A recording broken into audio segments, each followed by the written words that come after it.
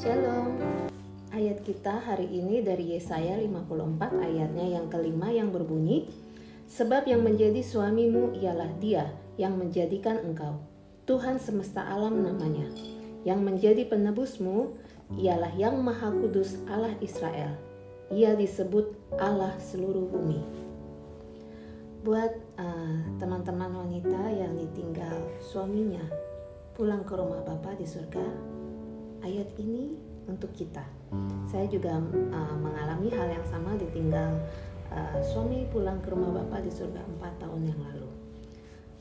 Berdasarkan pengalaman saya dengan Tuhan, gak gampang memang saat kejadian itu terjadi, dan hari-hari setelahnya berpikir bagaimana setelah ini secara finansial, buat yang punya anak-anak bagaimana menghadapi anak-anak, menjelaskan kepada mereka, apalagi buat anak-anak yang masih kecil. Itu adalah bagian dari grieving, dari rasa duka. Belum lagi perasaan kita sebagai pasangan ditinggal, kita punya perasaan sedih sendiri, sesuatu yang ada bersama kita selama ini tiba-tiba sudah tidak ada.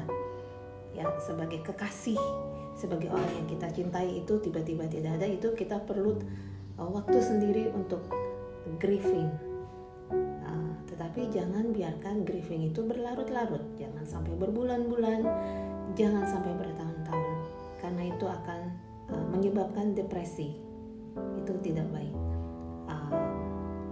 Sedih itu pasti ada, apalagi setelah waktu terus berjalan 1-2 tahun, terus kita lihat foto-foto, lihat video, yang punya anak juga nama almarhum masih disebut, kenangan-kenangan itu, rasa sedih itu tetap ada. Tetapi jangan sampai mendalam. Bawa kepada Tuhan, sebab firman Tuhan katakan, serahkan khawatirmu, serahkan susahmu, serahkan sedihmu kepada Tuhan. Jangan kita tanggung sendiri, sebab itu sudah Yesus tanggung di atas kayu salib 2000 tahun yang lalu. Serahkan kepada Dia, minta kepada Tuhan untuk mengubah rasa duka, rasa sedih ini menjadi sukacita, menjadi kemenangan buat kita. Buat yang mungkin ditinggal secara tiba-tiba ya, umpamanya maaf karena kecelakaan atau hal lain, pasti ada pertanyaan, kenapa Tuhan? Belum berapa lama dia baik-baik aja, sekarang sudah nggak ada. Biarkan sedih itu datang, kemudian kita pasti akan rasakan sedih, kehilangan, tapi jangan izinkan itu sampai kepada depresi.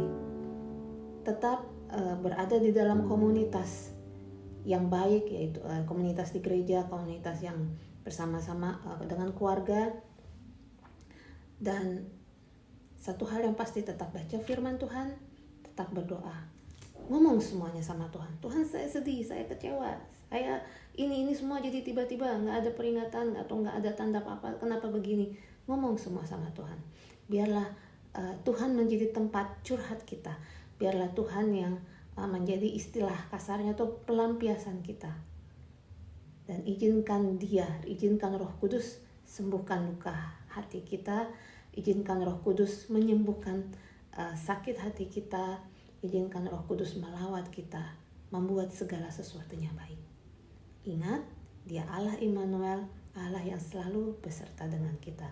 Dan sesuai ayat hari ini, sebab yang menjadi suamimu ialah Dia yang menjadikan engkau, Tuhan kita sendiri yang menjadi suami kita. Tetap semangat, tetap percaya, tetap berdoa. Yang baik ada di depan kita bersama Tuhan. Tuhan Yesus memberkati. Shalom.